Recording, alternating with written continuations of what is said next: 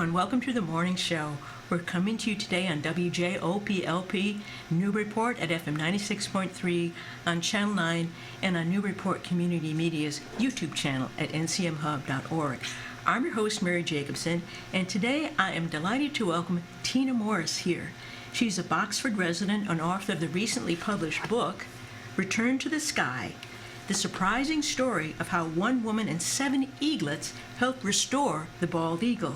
She has an undergrad degree from Oberlin and a graduate degree from Cornell in ornithology and wildlife biology. So first off, Tina, welcome, and thank you so much for taking time to visit the morning show. Oh, well, thank you, Mary, for having me. This is very special for me to be here. So happy to have you here. We were just talking before the show about how much we're both fans of the raptor population in all its forms. Indeed. And so I was thrilled to read your book, which I enjoyed very much and found to be a really good read. I recommend it to everybody. Thank you. So let's talk about the bald eagle restoration program. Set the stage for us, please, Tina. What had happened to bald eagle populations in the early 70s in the Northeast, and why was the restoration program needed?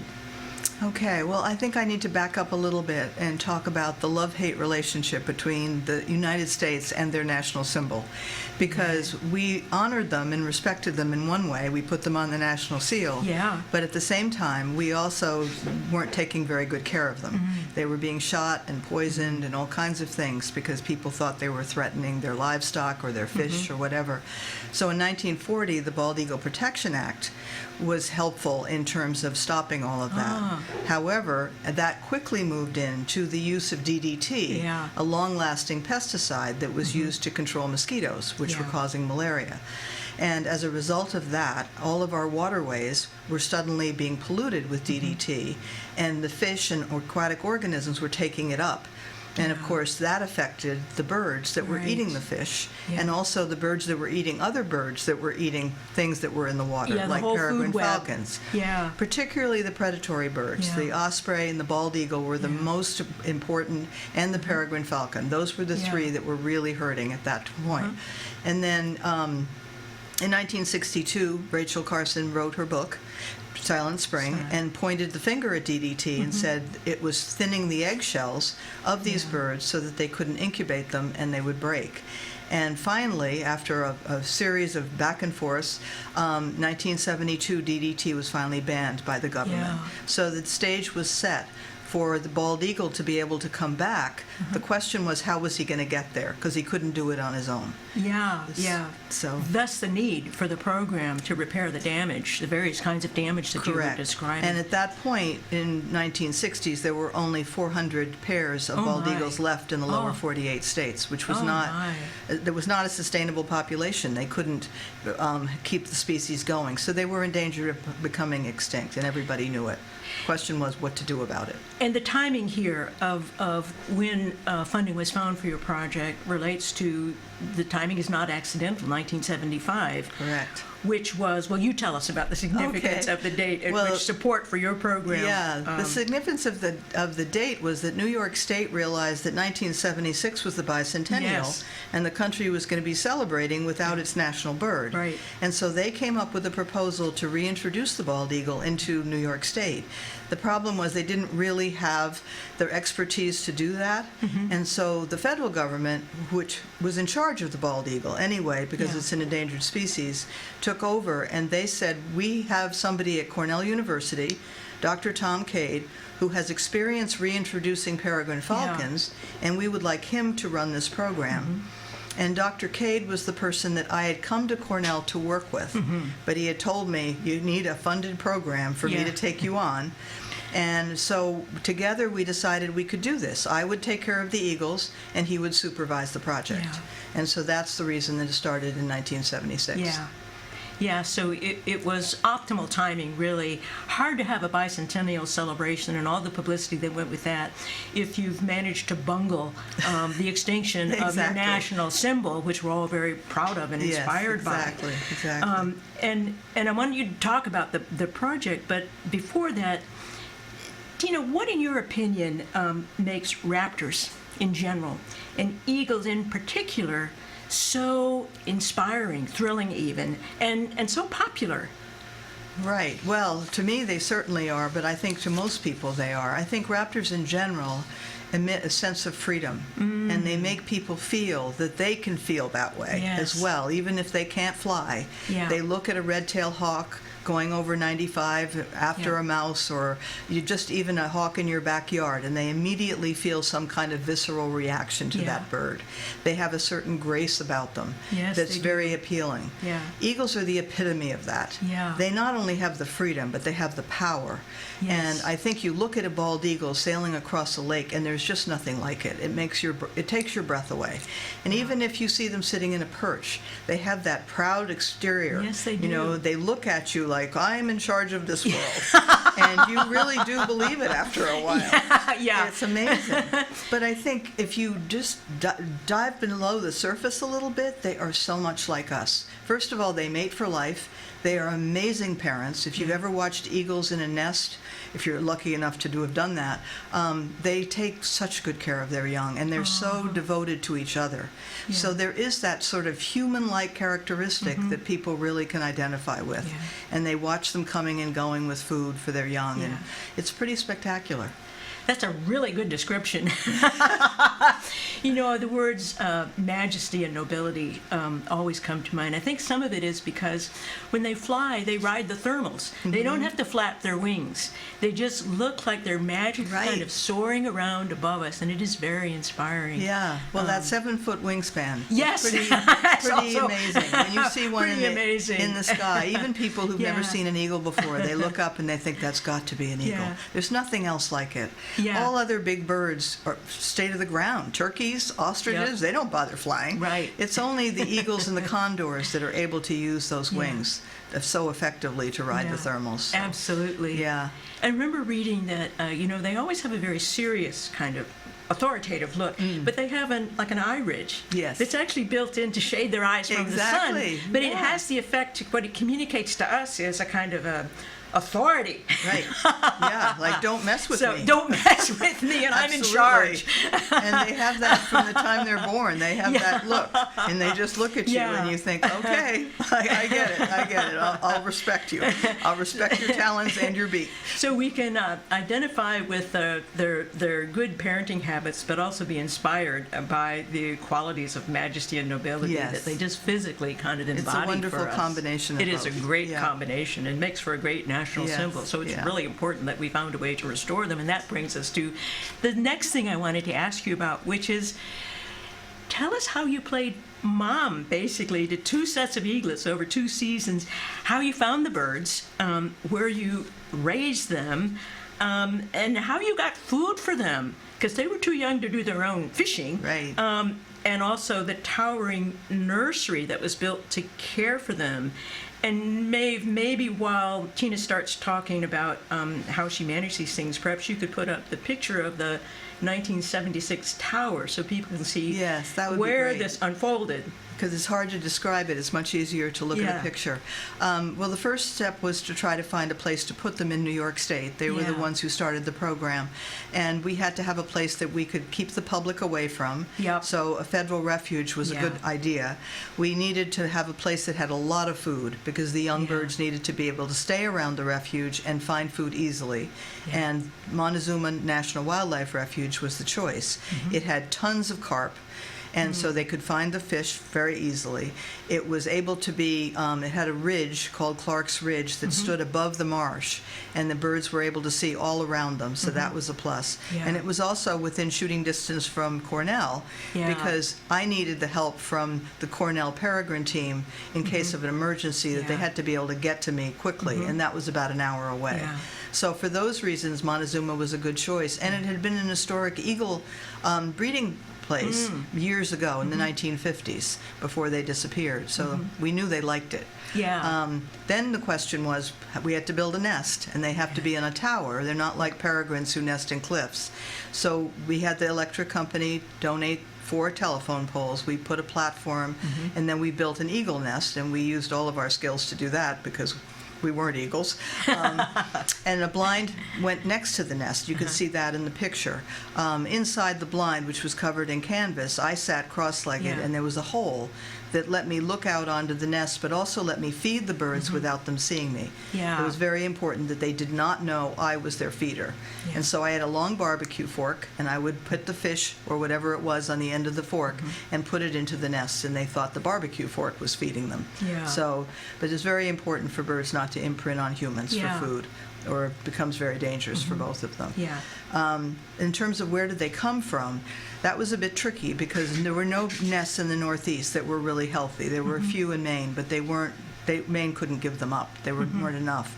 So we looked to the Midwest, and the first 2 birds came from Wisconsin, and the next year, 1 bird came from Michigan and 2 from Minnesota. Yeah. So the Midwest had a good, healthy population where DDT hadn't left a mark, or not much of a mark. So we ended up transporting them. Climbers climbed up into the nests, grabbed 1 or 2 eagles that were looking like they could use some help anyway, Yeah. and they transported them by plane to New York State, where I took over, Yeah. and then I started to feed them Yeah. and get them healthy enough to fly. They weren't able to fly when they arrived, but they were feathered out, Yeah. and that was the important age Yeah. thing, because they had to be able to get through the night, not be cold, Yeah. and without a parent around. But they also needed to not be able to fly so they could really latch on to that nest site and know Yeah. where home was going to be. Yeah. So you and your barbecue fork, Yeah. they kind of disembodied food source, so Right. they wouldn't see you as a human being and imprint on you. We're up there feeding them the carp that you had caught for them, Right. playing the role of the mother bird, Right. but in this case, an invisible mother bird. And it was high up, and you had to overcome. You were not comfortable with heights, as I recall. No, so- terrified. Terrified of heights. Yeah, that was my first major obstacle, was realizing that I actually had to climb this tower.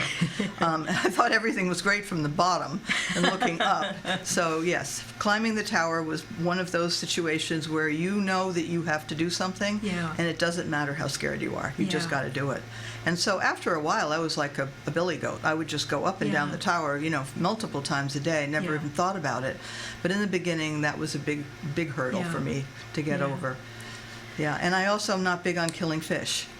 And I had to get over that quickly too, because Yeah. the fish had to be killed before the eagles got them, and because they'd be flapping around, the eagle wouldn't be able to Yeah. catch it. So, And they needed the nutrition. and they needed the nutrition. And as a substitute eagle mom, this is something eagle moms do quite naturally and effectively and lethally every day. Yeah. What part of their raising the young. Right. So, well, Tina, what in the beginning of this project, no one was sure that this endeavor would work, because you make that clear in your book. There were real questions. So tell us about some of the doubts and concerns that you and the other researchers had in the beginning about whether the project would even succeed. Right. Well, I think our biggest concern was we knew that the peregrine falcon project was working. It had been going on for 3 years, and the birds were surviving. They Yeah. hadn't bred yet, so we didn't know that that was a sure thing, but we were pretty sure that that was going to happen. And as a result, it was a question of, is the hacking, it's called hacking, Yeah. which is a falconry technique of releasing birds without their parents. Yeah. Would the hacking work with a bird that was much bigger than a peregrine, had a completely different food supply, different hunting strategies, but the most important thing is that they are very dependent on their parents. Yeah. And when an eagle first learns to fly, it is a complete klutz. And it's sort of like a toddler who's beginning to walk. Yeah. It's like, or an out-of-control helicopter. Oh. And they have these huge wings, they don't know what to do with Yeah. them, and then they just launch themselves, and usually it's kind of straight down. And straight down for us was a marsh that Right. was covered in cattails that were Gosh. about 4 feet tall, Yeah. with lots of little pools. Yeah. So they would get down into the cattails and get stuck.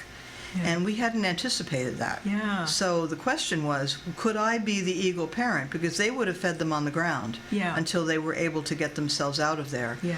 Could I be that parent who could go and catch them and get them out of the cattails, put them back up on the tower, give them a little lecture, and have them try again, Maybe 2 days later would have been ideal. Of course, it never was. It was usually right away. Yeah. But there was a lot of search and rescue involved that Yeah. we hadn't anticipated. But luckily, it all worked out. And some of that search and rescue involved a pair of torn blue jeans. And Maeve, if you could put up, it's called Epson 368, the Eagle in the Cloth. So tell us about this invention of yours. Right. So when I was banding the birds, I had help from Jim Weaver, who was a phenomenal bird of prey raptor biologist. And he understood about banding and radio telemetry and all that, which of course I knew nothing about. But it was still trial and error, but we figured it out. But when Jim was there, the two of us could hold the eagle and we could do quite a bit with it. But I knew Jim wasn't going to be around very much, and I was going to have to do this. So I was trying to figure out a way to restrain the eagle so I wasn't going to get raked with his talons. Yeah, or those bitten by talons are really sharp. Yeah, they're like very knives. sharp. And they're very good with them, needless to say. So I tried different things, and none of them worked. I put my flannel shirt around them, and they just unravel it. Or I'd put a blanket around them, they'd unravel it. So I looked down at my pants, and I thought, well, my leg is kind of the shape of an eagle. It kind of tapers towards the ankle, so I cut off my blue jean, one leg, and it was perfect. The eagle fit right inside. It was completely tapered to his body. And then I could wrap electrical tape around his talons so he couldn't rake me with the talons. And I pulled the blue jean. You can see in the picture that the blue jeans look like they could be pulled over his head. So I'd pull it over his head so he couldn't see me, and he would just calm right down. And that allowed me to drag him out of the marsh, which was, 3 feet of water, and put him in the car, drive back up to the tower, which was quite a long drive, and then have to climb the tower with him. And so I'd hold him like a football, and I'd climb up to the top of the tower and put him back in the nest, and we'd have the lecture. And you could resume. Stay there for a while. As my mother used to be fond of saying, necessity is the mother of invention. Yes, it definitely is. And when you're desperate, it's amazing what you can come up with. It definitely was. But it also strikes me as you're telling these stories about the level of devotion then that you invested, because this was not an easy task. Everything from overcoming your fear of climbing to overcoming any emotions you had about killing the carp, and also figuring out a way to safely, after finding them in the marsh, and clambering through the 3 feet of marshy water, then finding a way that you could safely restrain them and then carry them. And they're not light. No, they weren't light.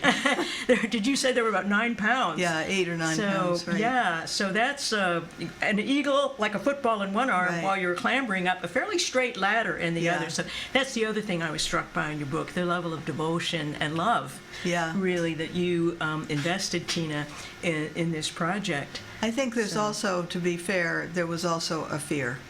I did not want to tell people that I'd lost the national symbol. I wanted this project to work. Oh, that's a big responsibility. When I was in the middle of the carry. cattails and not getting a signal from them and thought I'm not going to be able to find him, that was going through my head as well.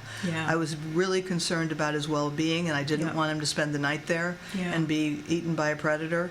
But at the same time, I thought, how will I tell anybody that I've lost him? And so there was all these emotions going on inside of me to drive me to make sure that these guys survived. Well, so the next thing I wanted to ask you was, you used the word hacking to describe this process before. So did the hacking succeed? Absolutely, it did. On 2 different levels. It succeeded with my birds. I had 7 birds that I released. And I can say that the first 2 of 1976 from Wisconsin ended up breeding together. They left the refuge after having learned to find their own food. They found each other. In 1980, they built a nest 2 hours away and had young. So that was a huge success. We not only knew they'd survive, but that they were able to find each other and breed. But the greatest success was M3. And I think there you have a photo of him. Is that Eagle 7? Maeve, if you could put up the photo of Eagle 7 while we talk. He's probably our celebrity bird because he was found on the side of the road in 2015. He'd been hit by a pickup truck while he was eating a rabbit. Gosh. And they know from his band that he had come from a nest in Hemlock Lake, which is about, an hour or 2 hours away from Montezuma, where he had been breeding for over 35 years with two different females. Now, they mate for life, but when the female dies, they'll find another one. Yeah. And so he probably produced 70 eaglets Wow. during his lifetime, which is phenomenal. Yeah. But not only that, he was 38 years old, so he is the oldest living bald eagle ever Wow. found. And he was mine. Yeah. And they traced him back to the fact that I had released him in 1977. Wow. Isn't that something? It was pretty amazing. Oh, yeah. Tina must feel it in your heart. Yeah, I was a very proud mama when I found it. Absolutely. Yeah. All that barbecue forking and doing the cart was worth it. Done it. And he was also a very endearing bird. I mean, a lot of them weren't that friendly, but he had been rehabbed. When he was found in the nest, he had a broken leg, and he was sent to the vet school or vet hospital in Minnesota, and he had been rehabbed there, so he was around people a lot. He wasn't imprinted, but he felt comfortable around me. And so when he would go into the marsh, instead of cackling at me and struggling and doing all the things the others did, he was just so calm, and he just kind of sat there and looked at me. Hi, Tina. So I got very attached to this particular bird. I'll bet. Yeah. So that was exciting. Yeah. In terms of a higher level and the population, they went from being 417 breeding pairs in 1960s to over 71,000 breeding pairs in the lower 48 states. Now, Alaska has a lot more. Alaska has 30% of the bald eagle population. Okay. But in general, 900 pairs in Maine. They started with 19. They now have 900 or more. And 10 states took up the hacking procedure after New York, and a total of more than 1,000 eagles were put out into the United States or into the Northeast, particularly through hacking. So it was definitely a very successful technique, and it's being used for not just eagles anymore or peregrines, but also whooping cranes and other animals. California condors are being hacked. Yeah. So any animal that's endangered can benefit from this particular technique. So it was great. Well, thank you and congratulations. It's a wonderful story with a happy ending. And it's only fair also to let people know that the field notes that you made, because you were launching this project and it was an experiment. And as you were saying, you weren't entirely sure it would succeed, but you did. And your notes became the field manual that were used in numerous other states that helped other researchers reproduce the results with the happy statistics that you just gave. And is that a current statistic? Did you say 2023. 2020. Yeah, I don't have the data from 24 yet. So it's probably slightly higher, but that's really phenomenal increase from the 400 some that they had been reduced to. Yeah. Well, that's fantastic. Really a happy ending and well done. And I hope, and I'm sure, worth overcoming your fear of heights. Definitely. Well, one of the results of the work that you did, in addition to being the model for other hacking programs that have successfully restored the eagle population, and by the way, not for nothing, Newburyport is the home of the Eagle Festival every February, so we have in Newburyport a particular reason to be grateful to you, because countless people come from all around to enjoy watching the eagles in February. Oh, and we should probably say something, because people will have noticed that the eagles pictures we showed don't have the white cap that we associate. Could you say a little about when they come into that? Because people may not be aware. No, that's a very good point. No, they're sort of chocolate brown all over when they're first born, or not when they're first born, but when they feather out. And they keep that brown color, and they start to get a little bit of white here and there. So if you see a 2 or 3 year old bird, you will see him sort of streaked with white. But they really don't get the white head and tail until they're about 4 years old. Yeah. And that's about the time that they're going to breed. Yeah. So you have to kind of wait a while for it to, make sure that they're okay and they're actually breeding to know that it's worked. Yeah. But the white cap, I think, is also part of the magic. Oh, definitely. It's very striking.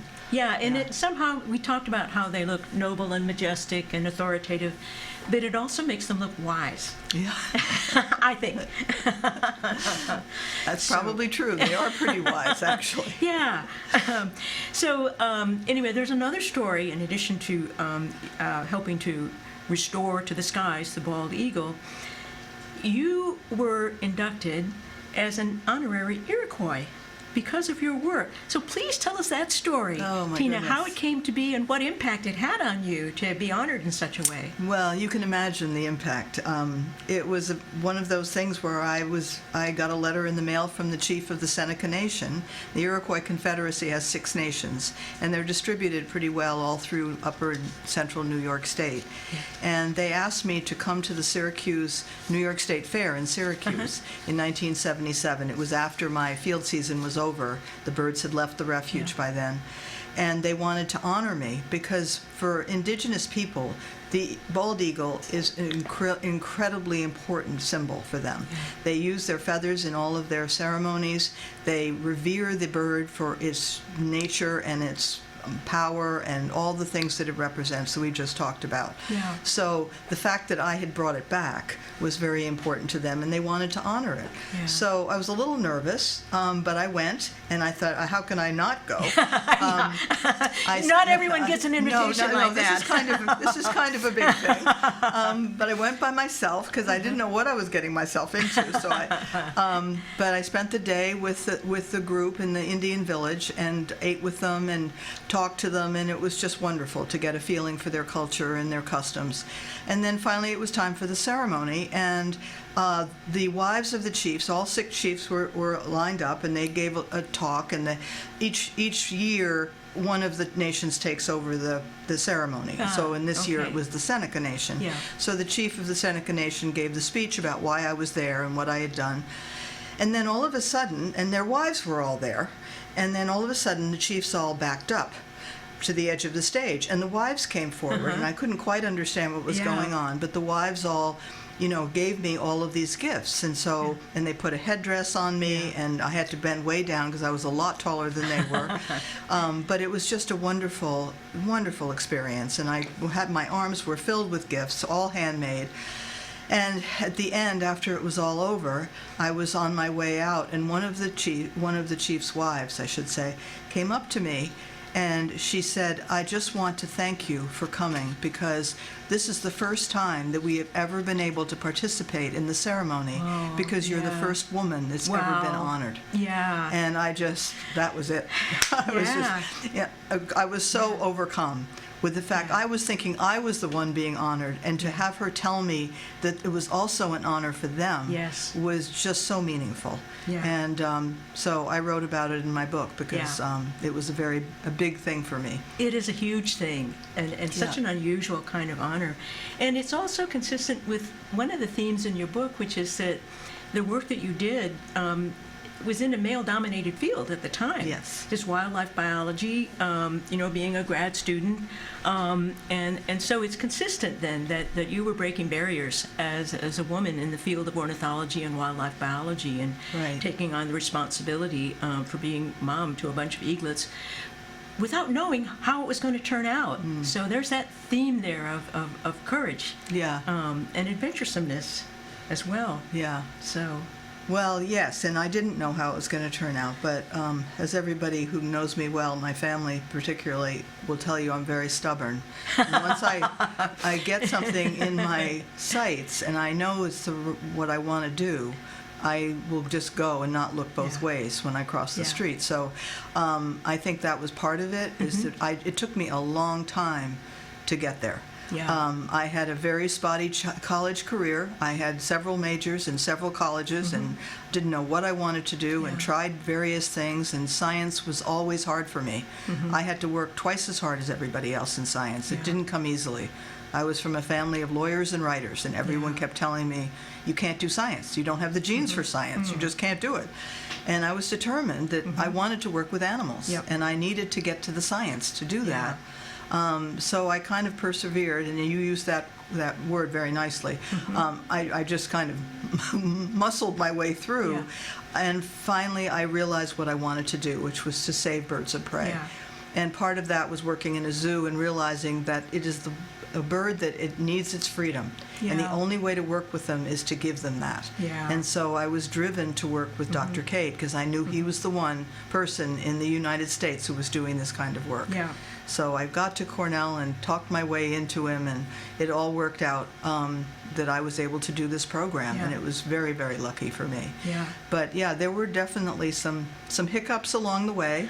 I was not a straight line at all. Yep. It was a lot of zigzagging until I finally figured out what I wanted to do. And I was 26 when I was doing this project, and I wasn't a college freshman by any means. I had already been through all of that. Yeah. So. Well, you know, Tina, one of my favorite poets, William Blake, said that improvement takes a straight and narrow path, but the crooked road without improvement is the path of genius. And tenacity can be a kind of genius. And one of the things that I really enjoyed about your book and found distinctive about it is that there's a parallel narrative in the book, because you do talk about your career and the hiccups and your tenacity to keep moving forward.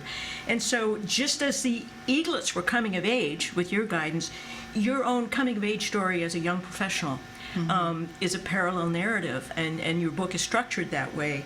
And ends with your hard work becoming, you know, the field manual for other people doing that. So it paid off. But again, you didn't know that was going to happen when you began. But you were willing to take the risk, and you were determined to do your best. And as you said, you were young and relatively inexperienced as a grad student when you began, and you had your doubts and fears, but you never, as you were saying, let that stop you. And you can call it stubbornness, and you can call it determination. In many ways, they mean the same thing. But you were very persistent and tenacious. And I wanted to find out, Tina, how did it change you to have gone through the doubts and the fears? And as we were saying before the show, I mean, people often, when they're telling other people their career stories later in life, they leave out those moments of doubt or happenstance that mean an opportunity finding its way to you. And so I think young people trying to forge a career, and I recommend your book for that reason, for that message to any young person struggling to look on their pathway, they don't realize that nobody's career path is a straight line. It's always full of zigzags and hiccups, some of which will work out, some of which are a way of finding out, no, that's not right for me, but that led me to this, and this is right for me, as you were talking about the zoo, and understanding, no, birds need to be free, so that's what I want to do. So I know it may be a challenging question to answer, but I'm curious to find out, when you look back on your life, you know, now, and you've had other career paths and changes, I know, since then. Yes. You know, how do you think it changed you to be able to have this experience and play such a pivotal role in saving the national symbol, but also discovering what you were capable of? Well, I think it changed me a lot. I had to make a decision early on after I left the Eagles, and DEC, the Department of Environmental Conservation of New York, took over the program. And they did the hacking for the next 10 years, so they deserve a huge vote of congratulations Shared credit for that. to DEC. But I think that at that point, okay, was where do I go now? I've done the field work. I've done what I needed to do for myself. I've saved a bird. But I also knew that to continue on this path was going to mean that I probably would not be able to have a family. I probably wouldn't be able to stay in one place. Field work is tough, and you have to be able to move around. You have to be very flexible. I wasn't willing to do that. I wanted to have children, and so I had to figure out a different way. And one of the things that this taught me was I really wanted to teach. I had something to offer, I felt, to other people, and young people in particular, because it wasn't easy for me. I did not go to sleep with chemical equations bouncing in my head. I had to kill myself to be able to get through organic chemistry. But I wanted to because I knew I had to. And I felt I had something to offer them, and that also I could teach biology or science in a way that they could understand by getting them outdoors and understanding what the earth was like around them, and not just in laboratory. So that's where I went. I went into teaching for almost 25 years, and it was very fulfilling, and I never regretted not staying with the research, because I really felt like teaching was my next goal. To do that as well as I could. So I did get a lot out of it. It changed my life. I did have 4 children. I gave them as much time as I felt that I should, and I didn't let them, sort of play second fiddle to to what I was doing. I kind of got into their world as a teacher, which I might not have done if I'd chosen the research end of things. So for that reason, it was very good. And I loved teaching young people. I like talking to them and telling them, it's not easy. It's not easy to figure out what you want to do. But when you do, it's very fulfilling, and you just have to keep going. You just can't let society or family or friends determine your path. Absolutely. And you've got to be able to do what is in your gut, what's the right thing for you. And I certainly was told that, I couldn't be a scientist. Well, I actually could. You did. But I had to want it so badly Yeah. that I was willing to do the work. And I think that's true of everybody. Yeah. And you also pushed through experiences where you weren't entirely sure where it was going to lead you to, on the hope and the faith and the belief and with the courage to keep taking it the next step. Right. And you were basically unstoppable, as it were. Well, I don't know about that. There were a few bobbles along the way, Mary, believe me. You climbed the ladder. I climbed the ladder. That was a big thing. metaphor as well as a physical I'm reality. no longer afraid of heights. I can change the light bulbs on the ceiling. And you wrote this very inspiring and extremely well-written book as well, Return to the Sky. Thank you. The last question, Tina, and thank you so much. You pack a lot of your life story, as I said, and how your career path got formed, as well as all the fascinating information about eagles and what hacking is and those challenges, and happily it has a very happy ending for our eagle population. But is there anything else that you hope people will take away from your book? Well, I think it's very important for people to know that eagles aren't out of the woods yet. I know we see a lot of them, and it's very easy to check that box off and say, okay, we saved them, let's move on. Yeah.